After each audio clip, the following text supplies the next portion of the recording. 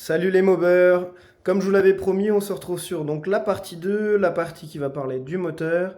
J'avais fait donc dans la première partie la partie cycle et je suis assez surpris de voir l'engouement qu'il y a eu. Je m'attendais pas à avoir autant de vues, autant de questions, autant de commentaires. Je suis vraiment ravi. J'ai mis un petit peu de temps pardon, à faire la partie 2 parce que comme vous le voyez, je suis maintenant au chaud dans mon atelier et j'ai aussi un second projet qui n'est pas à moi, mais qui me prend quand même un petit peu de temps. Donc aujourd'hui, je vais vous parler donc de la partie moteur. Je suis un petit peu désolé pour tout le bordel qui se situe un petit peu là, parce que, hop, je vous en montre pas trop, mais hop, je suis effectivement motard et je suis passé sur une supermoto. Donc si ça vous intéresse, n'hésitez pas à me le dire. Je vous ferai peut-être une vidéo ou plusieurs hein, sur le projet Supermotard. Et voilà. Donc c'est parti, je vais vous montrer donc un petit peu le moteur. Vous l'avez déjà vu, hein, mais je vous le remontre un petit peu plus en détail. Donc on commence, allez, par la transmission. Donc la transmission, je suis avec un variateur Girodo. C'est une reproduction de chez Mir 35. C'est un super variateur, un petit peu chiant à régler parce qu'il faut passer ici. Bon, rien de sensationnel, mais qui est un petit peu plus compliqué à régler qu'un Doppler, mais beaucoup plus résistant. Quoique, je suis apparemment le seul à avoir réussi à casser ce variateur. Effectivement, donc bon, j'avoue, hein, le moteur marche quand même marche très bien. Je vous ferai une vidéo quand il fera beau, donc du moteur qui tourne. J'ai réussi à casser les deux guides qui se situent juste ici. D'après Mir 35, je suis le premier. Bon, il faut une première à tout. Donc c'est tout, hein. J'ai de nouveau les pièces, il faut que je les remonte. Sûrement un petit défaut sur le variateur, mais vous pouvez y aller les yeux fermés. Franchement, c'est un super variateur. J'ai beaucoup de connaissances qui roulent avec. Pour le casser, il faut vraiment y aller. Moi, c'était juste un petit défaut, mais allez-y, c'est pour moi, sur MBK 51, hein, pas sur hybride, mais le meilleur variateur. Il y a vraiment rien à dire. Ensuite, au niveau de la poulie, je vais essayer hop, de vous montrer ça. Donc, hop, on est sur une poulie donc en 15 dents de VSX, donc là hyper sport. Je peux vous mettre la référence si vous voulez. C'est une poulie minium en alu zircal, si je dis pas de bêtises. C'est une bonne poulie. Après, pour le coup, vu le prix, j'irai plus voir sur des poulies faites sur mesure par des tourneurs. Parce que de mémoire, c'est quand même dans les 160 euros, si je dis pas de bêtises, donc c'est quand même un petit peu cher. Mais ça reste quand même une bonne poulie. Donc avec une petite pièce qui a été tournée ici par MR Moto Scoot, parce que je vous en dirai un petit peu plus, mais elle est passée voir un petit peu l'atelier de MR Moto Scoot. Si on passe à l'arrière, donc un porte-couronne et une couronne de chez France Équipement. Donc pour le coup, rien de spécial, avec une chaîne renforcée. Si on revient un petit peu ici, un ressort fait par un ami mobber qui est bien connu dans le monde de la mobilette. Donc je lui fais un petit clin d'œil. Pour le coup, le ressort est vraiment top. J'ai eu de longues discussions avec lui. J'ai eu pas mal de conseils et tout ça. Vous pouvez y aller vraiment les yeux fermés. Vous allez, vous savez de qui je parle. Vous pouvez y aller. Donc j'ai mis un ressort blanc dessus de chez Doppler, donc le plus souple. C'est MR Motoscoot qui m'avait conseillé de mettre le ressort là. Et pour le coup, ça marche vraiment bien. Ensuite, si on continue sur la partie moteur, purement moteur. Donc, on a des carters Euro cylindro avec des clapets top performance double toit, une pipe CBE. Alors, vous voyez pas trop parce que j'ai pas la lumière, mais une pipe CBE pardon, en 28 mm. J'ai un Vilo de chez Mal aussi, donc c'est la référence, je sais plus exactement. Je l'ai eu sur Mir 35, c'est le top du top pour le coup. Avec donc le cylindre Doppler liquide qui a été complètement refait, retravaillé. Donc là, on est sur des diagrammes de 194-134, un taux à 15 et un squish à 0,8 je crois. Donc ça a été fait par un préparateur. D'ailleurs, je lui fais un gros clin d'œil, il se reconnaîtra aussi. Je vous mettrai toutes les personnes qui m'ont aidé sur le projet en description. Je leur ferai un petit clin d'œil en description, comme ça, si vous voulez vous tourner vers eux, vous pouvez, il n'y a pas de souci. Ensuite, donc, on a une bougie iridium, on a le petit câble qui va bien, l'antiparasite. Durite de refroidissement, donc c'est des durites de refroidissement basiques avec des petits coudes. J'ai ma sonde de température qui arrive juste ici et qui repart sur une pompe à eau de l'autre côté, une pompe à eau Bosch qui fait vraiment le boulot. Si on continue sur le refroidissement, vous m'avez beaucoup demandé la référence du radiateur. C'est un radiateur 250 KTM que j'ai eu sur Motea.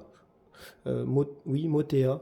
De mémoire, il est pas très cher. Franchement, il fait le boulot sur une config 50 comme ça, mobilette, vous pouvez y aller.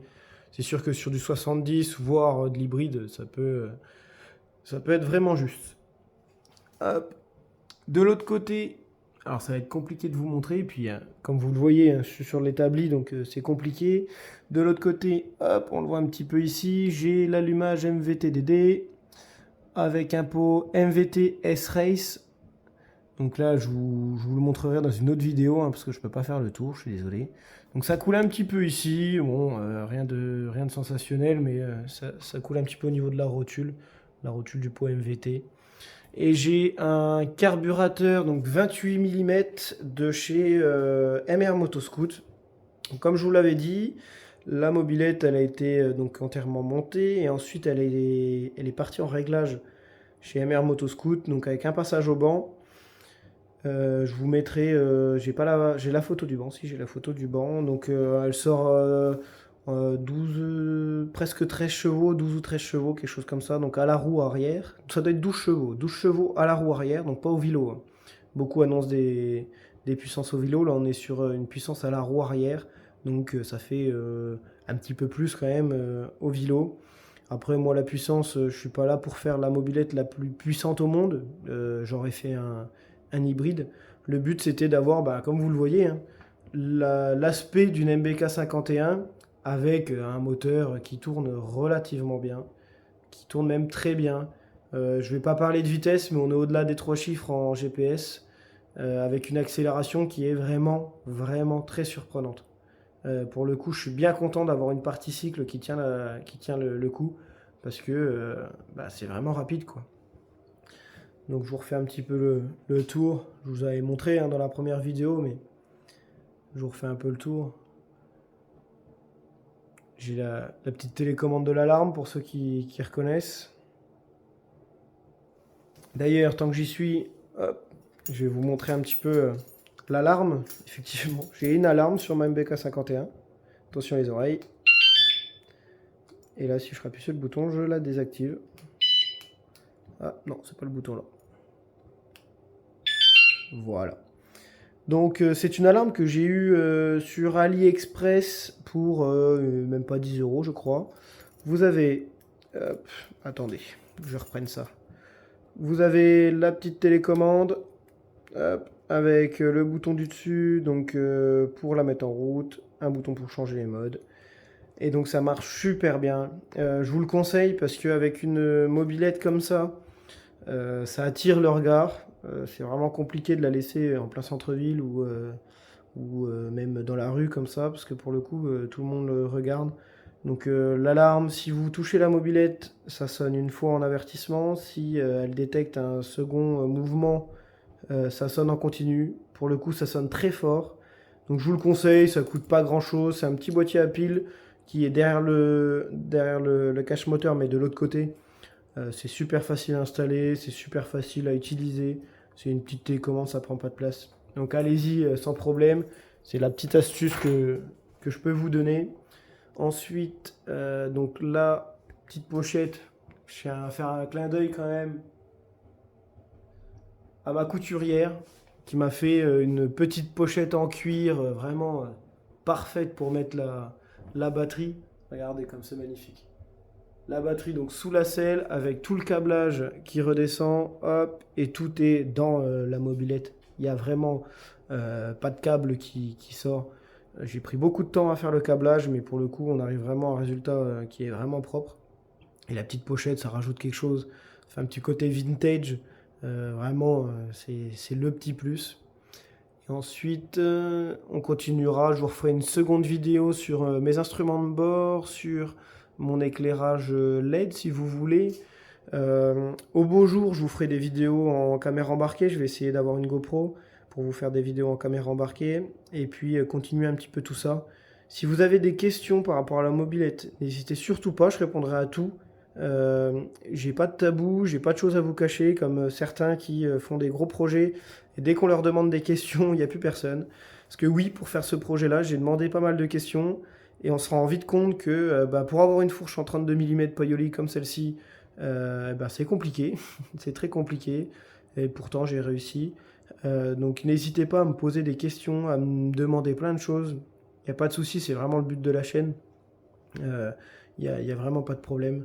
Et puis voilà, hein, je vous laisse sur ces petites images de la MBK 51 qui est donc au chaud sur son lève moto qui est encore pas terminé. C'est vraiment, j'ai rien rangé, hein, mais je voulais quand même vous faire la petite vidéo. Ça sera votre cadeau de Noël. Je ne suis pas le Père Noël, mais ça sera votre cadeau de Noël pour vous. Et puis voilà, passez de bonnes fêtes de fin d'année. Continuez vos projets, même si c'est dur, même si des fois c'est vraiment pas facile. Lâchez rien, continuez. Moi j'ai mis 2 ans à faire celle-ci parce que ça coûte cher, c'est pas facile. Et puis au final j'en suis très très content. Donc lâchez rien, continuez vos projets, profitez de votre famille, roulez sans trop faire de bêtises pour le coup. Et puis on se retrouve bientôt donc pour de secondes vidéos. Laissez-moi des commentaires avec ce que vous voulez pour les prochaines vidéos. J'en prendrai compte. Je vais essayer d'être beaucoup plus actif. Là, ça fait 3 mois que j'ai pas fait de vidéo, mais c'était à cause de l'atelier et puis de pas mal de petites choses. Là, pour le coup, j'ai vraiment le temps. Si vous êtes intéressé par, que je vous en montre pas trop, le Supermote, je ferai peut-être des vidéos en Supermote avec la GoPro, la combi cuir, la totale. Donc si vous êtes intéressé, dites-le moi. Et sur ce, peace.